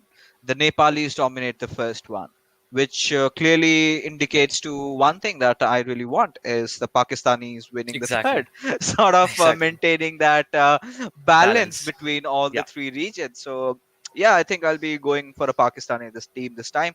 You have to. Mostly, I think has to be STALWARTxFLEX. Exactly. When we talk about Group C and Group A clashing against each other, and we know because of that stalwart flex in the Group C, so we expect these teams to actually come up. So any team, it may be freestyles, it may be F4, but we have to look forward that which teams are actually looking forward for this match. But one thing is for sure that stalwart flex, as you just said, I also have a very high expectation because in the first match. It was a Nepali team going for that chicken dinner. In the second match, it was that Bangladeshi team. So maintaining that balance and to get that proportion filled in for themselves as well. A chicken dinner is demanded from the side of Pakistan region. Yeah, I mean, the lads just need to get into the flow, and Miramar is has always been the strong suit or rather the stronghold of the Pakistani teams. Of course, if you talk about Miramar, then you come to remember of a team called Bablu. I don't know what's going on with the team right now. They are visible here and there, but we did witness quite some roster shuffles. But either way, is hoping for this team to come back. One of the most loved teams from the Pakistan region. But here we are, ladies and gentlemen, with our final game of the evening. The flight path trajectory completely opposite this time, but still a Exactly. same one. Going from Yep. La Cobreria towards the southern side of Los Leones. It's just the point is that are different, but it's basically like the same wine served Yeah. in a new bottle. So yeah, the flight path has just been retraced, and there has just been a flip because from in the last and the very last match we just saw from the southern side to the northern side, the side has just been changed. That means some teams that take an exit from the flight to the northern half, they will get the opportunity to loot more and they will land at the very first base. But with that, I can see some teams heading towards the area of Los Leones, teams like Stalwart Flex, A1 Esports. They have been constantly going to that area, so they would also love to go to that same area. Oh, they certainly would. But Ooh. look at the zone, Ankit. Now, this is something that nobody would have thought in their wildest of imaginations. Now, we've been Yeah. witnessing that somehow, rather central circle, a bit towards the southwest sometimes, here and there. But this is a whammy. This is a complete, curveball right off the bat. Yep. 50% of the total area is in the water, and can we see a knocks before the players actually land on the surface? Because legend with that scarl, it actually becomes very difficult to retrace the movement when you are trying to shoot the players from the air. Yeah, it certainly kind of becomes difficult, but you already have Frankie going after the players of Deadeyes, with Shifu already being Yeah. taken out of the picture over here. That's not a good news. But you have Chain from the same team falling down to the players of Stalwart Flex. Now, a Exactly. lot of, early scuffles that we are getting to witness. Of course, B1 also going after Anubis. Now, a lot of things are happening now. Utsarga will, of course, get in time to get the res back up. But Uzim, well, gotta see as to how he responds to the situation. Again, Jane, the survivor, the player that actually helped them get all those points, has been knocked down. But this is the thing that T2K knows how to deal with this, and with that, a revival has gone on to the name. But Stalwart Flex, we just saw a moment back. They were just trying to eliminate the players, and we were talking about this team before this match even started, and they are right off the bat. They are looking very decent, very good because they made that opening knock. That means that they have already made their presence feel. Yeah, they absolutely have. But STALWARTxFLEX, well, they're sort of not really making any hasty moves over here, just waiting for the right opportunistic moment to strike. But well, in the meanwhile, elsewhere we've got R3D taking some heavy beating from the players of Blood Legion. Now, the last player, the last survivor, Virus, he's making a run for his life. And I mean, you talk about Virus, kind of creeps me from the within, because of course, not to the player, but the virus around all of us. So all you viewers watching this, get yourself sanitized, stay safe, stay indoors is what I would really say. Things are getting really worse, but by maintaining certain precautions, we can all be safe. But here we have Blood Legion, going after virus, no, deciding to just stay away from them. Now Blood Legion, they're smart, so yeah, maintaining that social distancing over here will Yeah. of course help them in their cause. Yup, and with that golden Mirado, it is always a luxury having a driving hand onto that side, because Blood Legion, we have seen them going to again and again to the area of Hacienda del Patron, and that's the place that golden Mirado actually gets spawned. Yeah, I mean, it's just that one place where it really happens. But then again, coming back to freestyle, so you've got Tyrant, you've got Gully Boy, we've got Vegeta, and Mima. So again, freestyle has gone with a Rosa Shuffle. We've got Gully Boy and of course Mima, the new additions. So gotta see as to how they're playing, and Tyrant also from a different team. So yeah, I mean, freestyle going through a complete makeover over Yeah. here. Gotta see as to how they perform in this one. And here are the winners of our last game, 1952, all happy and in all smiles, rotating with the Mirado. Exactly, and close to 1800 meter is the total distance that they have to travel. So, Fixes, it actually becomes important if we talk about the map of Miramar, taking those distance into the mind, because once you reach to the distance, then is the time that the circle makes a second shift. So you don't get much of the time between the first and the second circle shift, and obviously when you find yourself into that zone, and not only that, you have to find yourself in a good spot, because in Miramar, if you don't get the compounds, you play with all these ridges. Yeah, of course. I mean, see, in Miramar, it's going to be really essential that you need to have a vehicle, number one. Second, like all the other maps, you need to respect the circle. And third, you need to understand the way you're approaching the zone, right? Approaching the game. How are you doing it? Are you playing that central meta, or are you going in from the edges? So your approach completely varies and depends on what you're thinking or how you want to really execute it. What really comes in as that X factor, I must say, is of course the timing and the availability of your vehicles.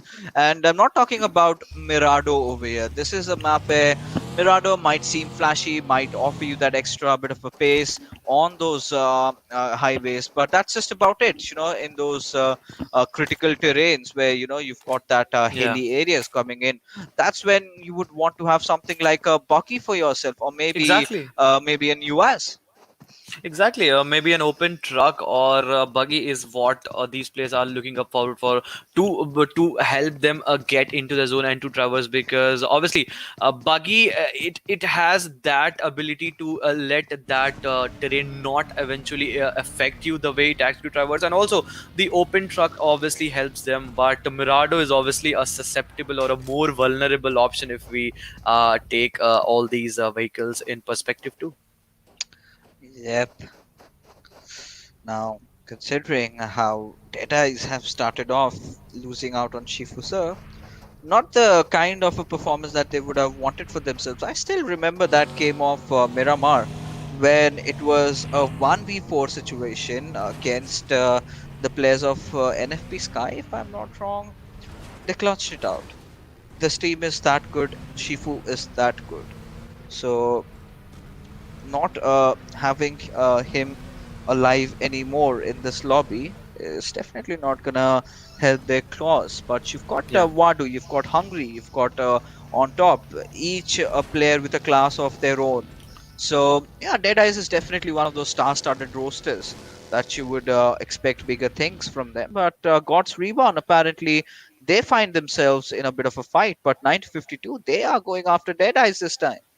Yep, 1952 against the players of Deadeye Guys. But with that first airdrop with Og and whole of level 3 into that, and it seemed that the players of freestyles would be looking to have a hand on to them. And if we talk about that Og, so what do you think fixes the gun Og helps the players in this game of Miramar?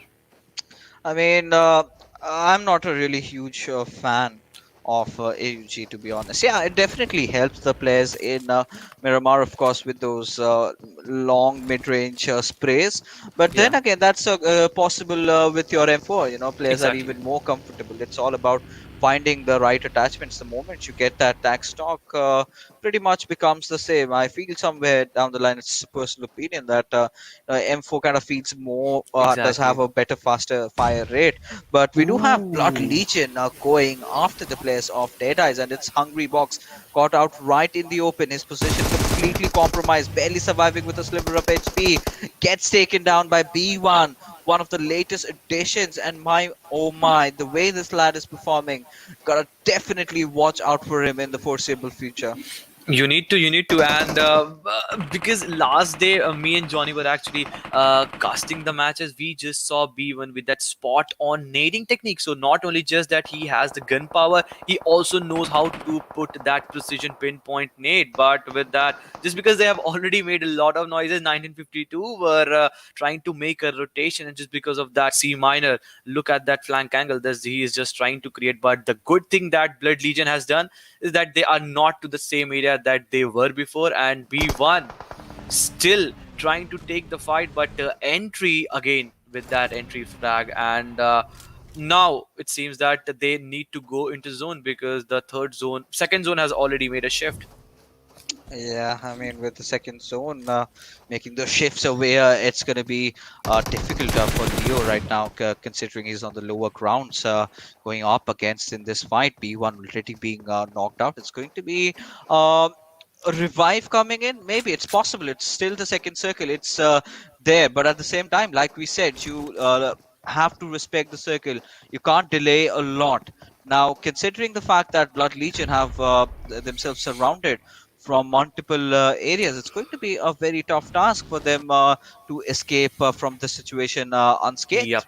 Yup, this will be a double whammy situation for them because from the one hand side, obviously they were pinned down by the players from one team, but on the other hand side, they just didn't expect it. The players from NFP, and this is a daunting task if they just want to rescue themselves up at B1 again with that nade. If this connects, this can be detrimental for the players of NFP, and we still have to wait for that. But the still knock hasn't come onto the way. But all these fights are actually happening onto that blue zone area, and soon we can see one or two more players going down one by one because in this map of Miramar you have to pay respect to zone. If you don't pay respect, the circle is gonna punish you harder and harder. Yeah, indeed it is. But all right, so B1 finally getting that res back up, and gotta see as to what Blood Legion are actually opting for. Now they've got to travel a long distance, and considering the utilities that they have on themselves, the first aids that they have, I think it's going to be really crucial for them to just get the kill secured and get the hell out of that place, because they need to get inside the zone and they need to do Exactly. it really fast. And the more seconds they are delaying, they're going to be causing more trouble for them. But Dominic, gotta see if he's got a vehicle. Yes, Gyro does have one. So he's just going in for the loot, trying to get or scavenge whatever he can. But Halsey, he's got a different idea in his mind, and does knock out Leo in the process, as Blood Legion again find themselves in a whole world of trouble. Okay, so Halsey is just punishing all these players, all these teams that are still in the open, and the good spray actually just came from that side. And just because of that, Blood Legion one player was still knocked down. Leo is still the player that needs the revival. But the bigger question is, the circle is again and again taking a shift. 2080 meter is the total distance. And how do you think these teams are gonna make an entry? Because the moment you make an entry, obviously the fourth zone will be forming or somewhere down the line, and then the circumference and the distance and the area will be so less to actually breathe you for yourself. I mean, you've got to talk about it, right? You've got Khatir, the last player surviving for NFPxSky. So, gotta see as to how this lad is gonna play this one out. He knows that he can't do much from around here, but considering the fact that Blood Legion, they've got all their four players alive, they're actually looking to, turn the tides in their favor entirely and kind of go in for the wipe. But by the looks of it, that does not seem to happen. As God's well, Reborn. I don't Okay. know what's going on over here. God's Reborn coming in to the party. Now Dominic is certainly unaware. Now he does realize that this is a different squad. Goes in for the knock, gets the first Ooh. one, but gets knocked right after. Exactly, and Koa just taking the trade knock. Leo is the man that can actually help him survive for a long. But Playzone has actually taken the players, and they are facing the brunt of it. Koa, he just have 18 bandage into its number. If this nade connects, Leo, can this be a detrimental for him? We have to still wait for that. But yes, that has done some damage. But trade follow up Molly can also make things worse for him. But Leo has also known that position, and just because of that, he's just trying to need him with some flashes. Yeah, I mean, he's gonna definitely drop a few utilities onto him, but Dominic already having lost out on his health over here, but God's Reborn definitely kind of having the upper edge in this particular fight, all pertaining to the high ground. Yashiro will be lobbing those grenades, trying to connect it onto Leo, and Leo being one of those absolutely amazing supports from this roster. What is he about to do? What is he going to do as Kowa goes in with the push? And Leo did try to punish him, did also take down a lot of HP. Now will be peeking from this side, almost securing that knock, and this time will get the success. But then again, Leo does not have a lot to play around with. It's the third circle that's going to close in, and from here onwards, you're going to witness that huge dip in your HP and Blood Legion. Well, they've Exactly. kind of passed by and gone inside the circle with Leo being the one who is sort of a scapegoat. But Yashiro, I don't think he's going to make out of this situation alive as well. Exactly, and the best part for Blood Legion is that two players have already made an entry to zone, but for not for God's Reborn, as Yashi, the last player surviving from the team, just made an exit to the lobby, and with that, God's Reborn has completely been wiped out from this match. But the way Leo actually gave them a fight, that was phenomenal, because one man actually gave a tough fight to the players of God's Reborn. Yeah, of course. And now you've got the players of freestyle position, and mind you, we're not witnessing a lot of the map feed. So I really wanted to see where the circle is going around, and well, gotta check. Freestyle enjoying their own sweet time, and Yeah. let's see what happens. But still, 1952. How can we forget this team? How can we take this team out of a scenario? Because in the last game, they just secured a chicken dinner. Just because of that, they are finding themselves in the top half of the chart for now. They have made a successful rotation. But one team that has also made a successful rotation from the northern side, it seems that P and Crew, yes, they have. But Zyrox has also been put down. That means Blood Legion. Maybe they might face annihilation, because if he doesn't get the revival, he will the last man surviving from Blood Legion will be a one player. But 1952 carrying that momentum, they are up against the teams of FS. Well, quite an interesting scene going on over here. I'm really excited to see as to what really happens. So let's see. Yup. The fight is still in that stalemate situation. The players of freestyle still scouting that area, just not trying to overexpose themselves. But Magnet, it seems that his position has already been revealed. But Miner, he is burning. He has become an inferno for now.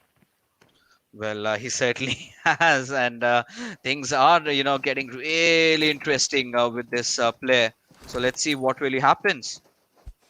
Yeah, we have to wait for that. But for the way 1952 they are just trying to aggress to this fight, this is phenomenal because with the elimination of C Mine, the all three players surviving from their side is the Miner, Magnet, and Entry. And we have seen in the past that Entry, time and again, he just go for that entry frags and all, and he is the frontline warrior for his team. But for now, we see the Entry is on the back hand side, but Miner has also been traded from each side, and it seems that 1952 one by one they are going on as Entry is the last player surviving, but for how long, that's a question will be answered in a way as Vegeta is just not stopping with the 2Z. We have seen in this gun how deadly, how fathomy it can be in the very close range fight, but no, IDS is also taking some damage, but with that, Vegeta, 3 kills into his name. And he goes out with the clutch. Oh my goodness, the way this lad played it out, and you have to say it, you gotta believe in the gun Exactly. that is called Uzi. The kind of a devastation that it deals in those close range scenarios. Of course, now freestyle, having lost out on 3 of their players, few confirmation from STALWARTxFLEX from the Power of Ray. Finally, we do get a glimpse at where the map is headed towards. Now, P and crew, they're in a very, very commanding position over here. Now, if they play their cards right, if they sort of Yeah. avoid on top or somehow kind of tend to take him down, I think this match pretty much is theirs. Exactly, we can see a very good split from their side, but look at the way many teams have to make an entry to the zone because from the western side, teams like FS, teams like T2K, teams like High Voltage, STALWARTxFLEX, these are the big names that have to make an entry. But the way STALWARTxFLEX are just trying to maneuver themselves and position themselves, they can gatekeep the situation for all those teams that maybe trying to come from the western half of the circle. But for that, STALWARTxFLEX also need to go into the zone at very first place. Well, they certainly have to. And, well, gotta see as to rate it. A beautiful knock coming on towards Johnny to open things up. Now, T2K, well, they are pushing in, but Blade, he seems to be kind of retaliating back. He's not gonna, be engaging in this point right now. It might be a smart move considering the zone has started to make a move. And, well, gotta see as to how they play this one out. As Utsarga spotting out 7C's Memo from the Power of Prey, takes a few shots at him, but it's going to be Otzi who's going to take him down. Exactly, Ozzy takes him down, but with that Frankie just trying to impair the vision because on the backhand side, High Voltage, all the 3 players are surviving, but Sarga very far away from his team. He has been isolated, but Frankie, a very good spray coming on from the sides of High Voltage or Ozzy, and he's just not stopping. 2 kills out of the all 4 kills is into its name, and we have seen time and again, if High Voltage performs good, Ozzy does make a mark for himself. He indeed does. Now let's see as to what these lads are up to. But Freestyle have managed to secure, or rather revive 3 of their players, 2 of their players, in fact, are making their total tally to just 3 players being there. So still, I mean, they've got to play with what they have. But with every single game, the action is getting really intense. So many teams are surviving, so many players are surviving. It's a 5th circle closing in. We still have 23 players amongst us, and now, well, High Voltage, they do realize they've got a squad right beside them, but are they going to figure it out as Memo is going to be lobbing that grenade towards the direction of Extreme, but it's miles apart, but still somehow manages to spot him down and will wipe him before he even realizes what's coming. Exactly, but the moment 7C's player was just trying to take the shots onto the players of High Voltage, they just overexposed themselves, and that info has gone to the players of PN, and just because of that, they are just trying to take some shots. Some players are also growing from the play zone, and we have seen that Turulov that has also gone down, and it seems that Futurestation, they have to make an entry, and it seems that from the northwestern side, 2-3 teams are trying to make an entry, but Circle has also again made a shift, and it seems that has gone into the lap of the PN crew again and again. Well, it certainly has, and so many teams playing on the periphery of the zone over here. So, gotta see as to how they're gonna proceed with this one. As High Voltage, they do have managed to spot out where Team 7C are exactly. Memo being the thorn in their ass right now. Gotta see as to what is gonna happen as Otzi is just gonna take a few shots, and well, he does get taken down in the process, and Turulov, well, he's gonna be fending for himself over here as Memo still surviving. 7C, they are off to a rock and roll. Exactly, and 7 Seas Esports acting a very big impediment, a very big roadblock for the players of high voltage, and just because of that, they have faced a detrimental damage. But we can see Futurestation Vegeta also going down because Blade with that spot on it has also taken him down. But with the way 7 Seas Esports have actually held up to this height, to this area, a commendable job for them because they are the only two men surviving. But for how long, as the players from PN Crew have just taken the better half of this, and just because of that, 7 Seas Esports gets eliminated at the very fifth spot. They indeed, and finally, the run sort of comes to an end for them. But STALWARTxFLEX keeping their dreams real.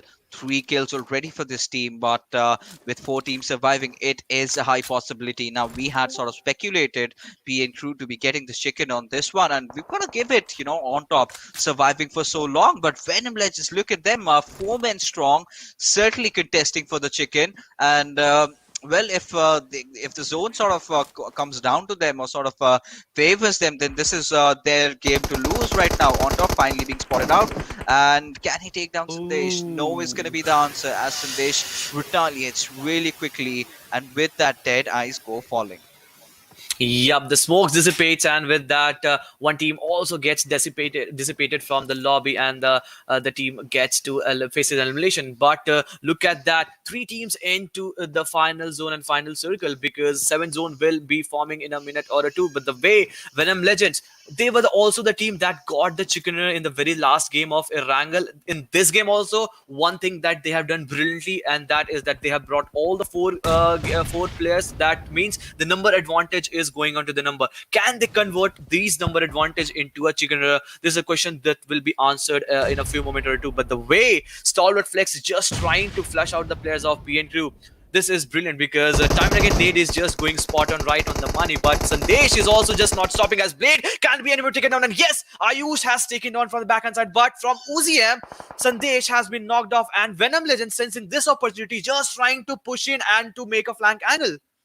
Well, now things have started really getting intense. Now, Venom Legend, now they need to capitalize on this situation. They need to capitalize on this advantage. But no, Killer is not giving them that opportunity. Staying on towards those slopes of the roof that he is holding on towards, already securing that 1 knock and a kill confirmed for himself. As STALWARTxFLEX still surviving with those 2 players. PN Crew, can they make this one happen?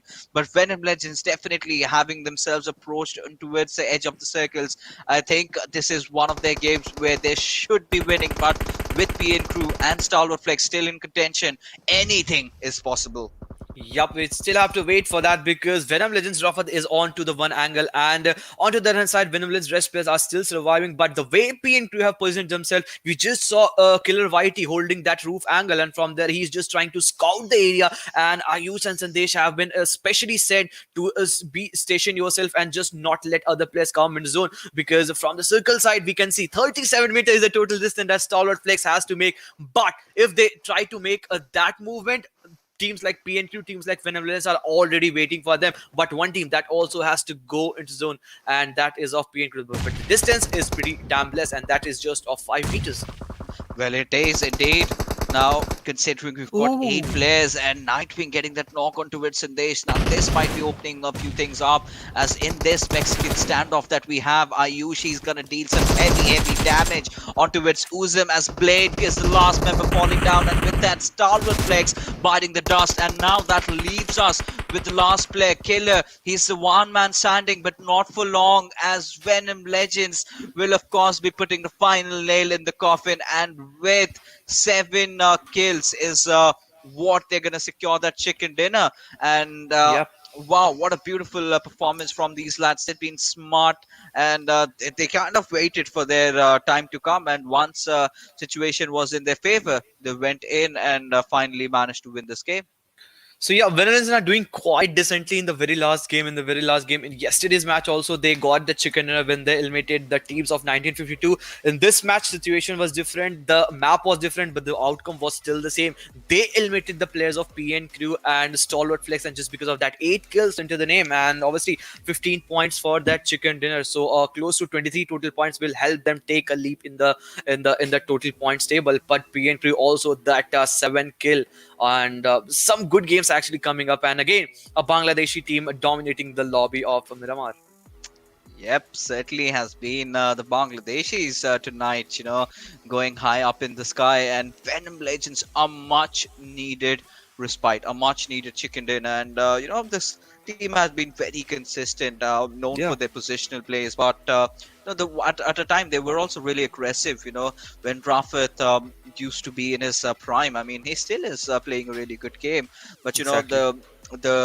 last to last PMPL, the performance that we had seen from this man, you sort of tend to compare him with Mavi from, of course, Indian region that we know of. So, yeah, I mean, he's that kind of a leader, and again, Exactly. leading his team into victory. I'm not really surprised. Now, Venom Legends, all these teams playing in the lobby, they have what it takes to be the best. It's just about driving yourself through it, towards it. And yes, Venom Legends, this time they've done it. Yep, and they must cherish this chickener because they have been trying pretty damn well in the last game. Also, we just saw them. They were caught out in the open for once, and they just faced the invasion. But at the end of the day, you just keep trying, and just because of that, as you just mentioned, Rafat making things happen for them, and just because of that, a total of 22 points, and just because of that, they just got a chickener in this name. Some more teams actually joining the frame. Teams like STALWARTxFLEX, Blood Legion, and we were expecting these teams actually to come up, and they have also performed decently in this match. I mean, decent has to be an understatement for the likes of Blood Legion. I absolutely loved how they play. Yeah, one thing for sure, they could have worked out on their positioning. Look at the kills, 9. I mean, the highest in the lobby again. Yeah. Trained to kill. The way they've been playing the champions, in fact, the table toppers is what we can call them right now, and they're also getting 8 kills. So yeah, these teams do understand these are the scrims. You need to get into a lot of fights. So I think Blood Legion, with the new addition of B1 into the roster, I think they're looking really solid. But then again, the classic, the OG roster of Blood Legion is also something that I absolutely love and adore. But Yeah. moving on, to the next set of teams, 1952, not really having the kind of a start that they would have anticipated for themselves. Yep, so 1952 not just carrying on with the momentum, but some teams have already carried on the momentum, and we have seen already in the first list where some teams actually did perform. But I expected teams like R3D and Inertia Esports to come up on the top, but then again, it was Stalwart Flex again with that good total points. But teams like Freestyles, they were also having not a very good game, but it's okay to get 7 points in a match. Uh, well, yes, of course. I mean, these are the scrims, right? We've been talking about this time and again. And we have the final overall rankings after 18 games being played, with T2K being the table toppers right now. And with F4 right on their backs, and you've got 1952 also slowly but surely catching up. But what I really love to see is the presence of God's Reborn, 7C, even Blood Legion have sort of thwarted themselves, propelled themselves upward in these leaderboards. Yup, and with that, Venom Legends also looking very promising, and the lead is not very much. If we see that 8th and 9th position, they must be looking to topple at any moment when they come into action again. But also high voltage, Futurestation, these are also some of the teams that actually did well. It would have been great had R3D come up with some good performance, because we have seen these teams actually performing well, and before the match started, they were on a high position, if we talk about the total positioning. But obviously, you play scrims with all those strategies, maybe just trying to figure out what goes in your favor, what not goes in your favor. At the end of the day, it comes down to what are you learning. So I'm damn sure that R3D must have learned something from these. Yeah, I mean, yeah, completely agreed with you. With that, I wanted to see something more out of R3G this time. Though they're kind of similar in terms of their standings, but then again, taking a look at the final page, you would of course want Skylight Gaming, teams like Carnage, to be, in at least the top 10, considering they have that PMPL experience, and even the likes of INES. I think they've been going through a tough time, and with a lot of roster changes here and there, they're still yet to find their stable footing. Yeah. But they still sort of managed to get that one chicken dinner, so it's fine. Yup, it's still fine for them until unless they face more brunt of it. But with that, we head towards the kill leaders for the day, and PN Crew are huge with total of 4 kills. And we have seen in the past when PN Crew performs good, Ayush is the player that has also done to them. But some more players like Rated and from Gods, players like Ashiro has also done pretty well in order to secure that name in that kill feature list. Yeah, I mean, well, you've got to say it, right? P and Crew, they've been consistent. They've been there in those final circles. So yes, all these skills were about to be coming. And Shiro, yeah, we've witnessed this player from quite some time, really lately, and we know Yeah, that he carries along with him a lot of potential. So yeah, him just about stepping exactly, himself out, showing his true colors, just breaking through those cages. Yeah, these are the new players that you would want to see come up quite often. We've seen the old guards, they've been consistent, they've been doing the charm, but yeah, the new talents, the new blood is what I love to exactly. watch. Exactly, we have seen some more roster changes and some more players joining the frame. Some for some teams, it's actually worked out. For some teams, they were on the receiving end. But with that, we are done with all the 3 games, all the 3 Miramars for this day. And once we get to see other matches in the frame, we will be right back. But all these 3 games, uh, how is it feeling? Because last time I and Johnny were there. This time, I and obviously Fixes you are. So, what are your expectation when all these teams come into the next half? I mean, again, that will be a different day. We'll have a different set of maps over there, and it's going to be completely different. The action was, of course, Exactly, are going to be different. So obviously today was Bangladeshi domination. I'm kind of excited to see what we are going to witness tomorrow. After watching all these players, get their hands on that chicken dinner, it's time for me to, sort of head off and have a chicken exactly. for myself. Yes, with this, it's a wrap from our side. We just witnessed all the 3 action coming up. So, don't miss to join us when we come next. Till then, stay indoors, stay safe, and be sanitized.